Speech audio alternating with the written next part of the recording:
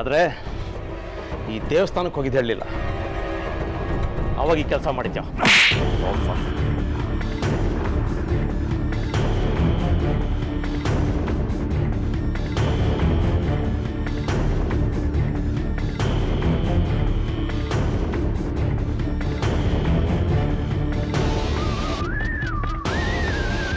Uncle, ಎಲ್ಲ records ready ಇದೆ. ಕೂತ್ಪಡೆ ನೋಡಿ, ಕೂತ್ಪಡೆ ನೋಡಿ. ನನ್ನ ಏರಿಯಾ ಲಿಮಿಟಲ್ಲಿ 10 ಕೇಸ್ ಇದೆ ನೋಡಿ, ಎಲ್ಲ ರೆಡಿ ಇದೆ. ಏಯ್, ನೀನ್ ನಾಟಕ ನನ್ನ ಹತ್ರ ನಡೆಯಲ್ಲ, ಹೊಡ.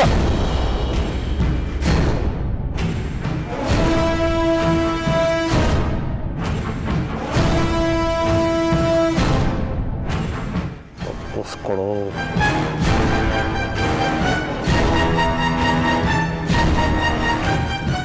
ಇಲ್ಲ ಅಂದ್ರೆ ಫಿಕ್ಸ್ ಆಗ್ತೀಯಾ?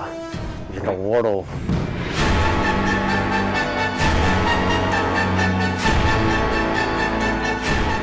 ವೀರೇಂದ್ರ, ಇವನ್ನ ನಮ್ಮ ಸ್ಟೇಷನ್ ಕರ್ಕೊಂಡು ಹೋಗ್ತೇನೆ. Sorry sir, already arrest warrant ತೊಗೊಂಬಂದಿದ್ದೀನಿ ನೋಡಿ ಸರ್. ನೋಡಿ, ಅರೆಸ್ಟ್ ವಾರೆಂಟ್ ತೊಗೊಂಬಂದಿದ್ದೀನಿ ನೋಡಿ ಸರ್. 1 ತಿಂಗಳು ಮುಂಚೆನೇ ಇವನ ಬಗ್ಗೆ FIR ರೆಡಿ ಮಾಡಿ ಇಟ್ಕೊಂಡಿದ್ದೆ. ತಗೊಳ್ಳಿ ಸರ್, ನೋಡಿ. ಇವು ನಾಟಕ ಇನ್ನು ನಡೆಯಲ್ಲ ಸರ್, ತಗೊಳ್ಳಿ.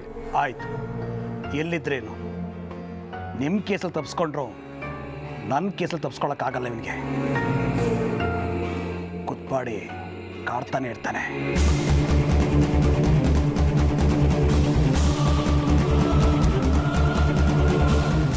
ಜನಕಿದ ದೊಡ್ಡ ಅಪಾಯದಿಂದ ಪಾರಾದ್ರಿ.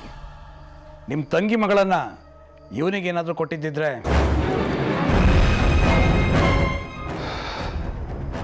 ಆ ದೇವರು ದೊಡ್ಡವನು ಇನ್ಸ್ಪೆಕ್ಟರ್. ಸರಿ, ನಾನಿನ್ನು ಹೊರಡ್ತೀನಿ.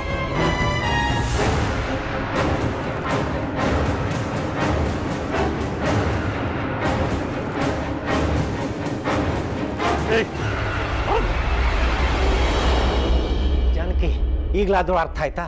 ನಾನು ಬಡ್ಕೊಂಡೆ ಅವನು ಮಹಾನ್ ಮೋಸ್ಕಾರ ಅಂತ. ನನ್ನ ಮಾತು ಯಾರೂ ನಂಬಲೇ ಇಲ್ಲ. ಅಣ್ಣ, ಒಂದು ಸ್ವಲ್ಪ ಸುಮ್ಮನೆ ಇರ್ತೀಯ ನೀನು? ಅನು ಹೇಗಿದ್ದಾಳೆ? ನನಗೊಂದು ಅರ್ಥ ಆಗ್ತಾ ಇಲ್ಲ ಜಾನಕಿ. ಡಾಕ್ಟ್ರ್ ಏನೋ ಬಾಯಿ ಬಿಡ್ತಾನೆ ಇಲ್ಲ. ಏನತ್ತೆ ಇದೆಲ್ಲ? ನೋಡಿದ್ರ ಮನು ಏನ್ ಮಾಡ್ದ ಅಂತ? ಇವ್ನು ನಿಂತವನು ಅಂತ ಅನ್ಕೊಂಡೇ ಇರ್ಲಿಲ್ಲ. ಎಲ್ರು ಒಂದ್ ಸ್ವಲ್ಪ ಸುಮ್ಮನೆ ಇರ್ತೀರಾ?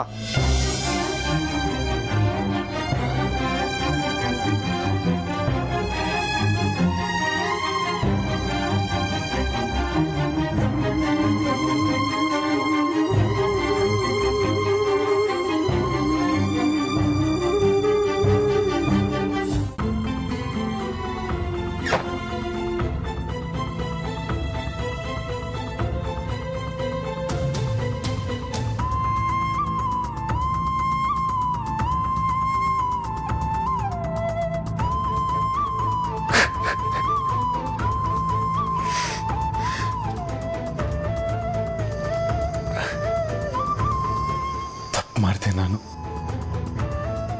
ಅನ್ನೋ ಮಾತನ್ನ ಕೇಳಲೇ ಇಲ್ಲ. ಅವಳಿಗೆ ಎಷ್ಟು ಸರ್ತಿ ಹೇಳಿದ್ರು ಅವಳ ಮಾತನ್ನ ಕಿವಿಗೆ ಹಾಕೊಳ್ಳಿಲ್ಲ.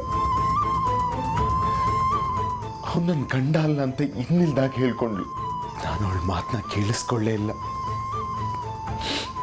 ಪಾಪ, ಎಷ್ಟು ಚಿತ್ರಹಿಂಸೆ ಅನುಭವಿಸಿದ್ಲೋ ಏನೋ.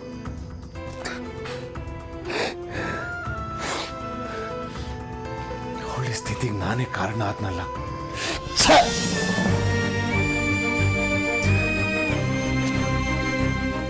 ನನ್ನನ್ನ ಚೆನ್ನಾಗಿ ನೋಡ್ಕೋಬೇಕು. ಅವಳಿಗೆ ಯಾವುದೇ ರೀತಿ ನೋವಾಗ್ದಿರೋ ಕಾಪಾಡ್ಕೋಬೇಕು. ಈ ತಪ್ಪಿಗೆ ಪ್ರಾಯಶ್ಚಿತ್ತ ಆಗ್ಬೇಕು. ಪ್ರಾಯಶ್ಚಿತ್ತ ಮಾಡ್ಕೋತೀನಿ. ದೇವ್ರೆ, ಅವಳನ್ನ ಹೇಗಾದ್ರೂ ಉಳಿಸ್ಕೊಡು.